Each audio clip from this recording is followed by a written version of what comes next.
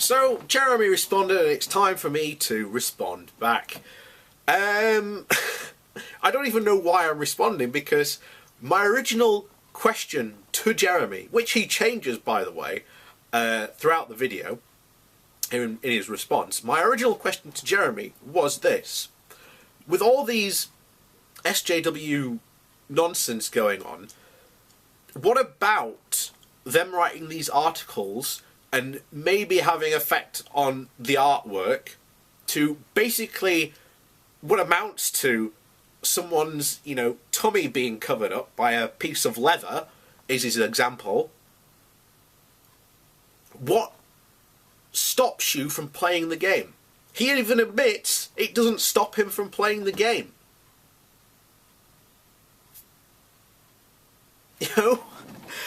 That's it. That's my response. I'm like, all right, thanks. So Jeremy actually agrees with me.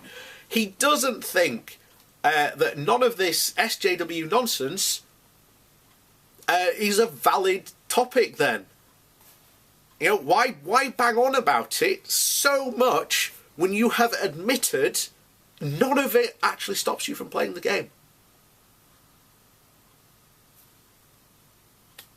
You then make a bizarre claim that, as if I don't somehow know that, obviously you have to play these games with people. You then bring up examples of, people are, having their stores closed down. Well, guess what, guys? Your local store is closing down. It means, A, there probably weren't enough people in your area to support that store running, or that maybe these people are not buying from that store anymore. So it can't support itself, hence it has to close down.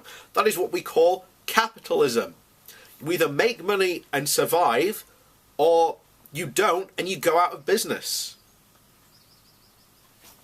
He also says about, Friday Night Magics and drafts not having enough players to be able to, to have the event. Guess what that means? Means you need to attract more players to your, to your hobby.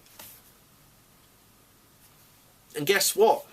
Spamming people and somehow making this the main core will scare people off. I'm sorry, but it will. So what? Another example he showed is Magic for Her. So what?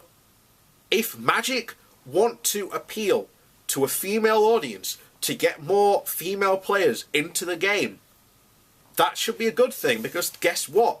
It means they might go to these shops that are shutting down and buy products from them. It might mean they go to that tournament and the draft, so it means that they can hold the event. I'm at a loss, really, for words, Jeremy, because you've pretty much agreed with all my points here. You then make, the final argument you make is that sex sells.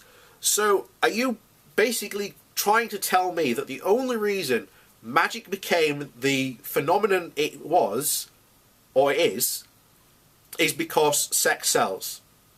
It had nothing to do with the artwork, had nothing to do with the rules, nothing to do with the actual gameplay. It was just sex sells. And you also make the unfortunate implication, Jeremy, that the only reason you play Magic is that so you can have a Tommy Tank about the women on the cards. There's this thing called porn, Jeremy, on the internet.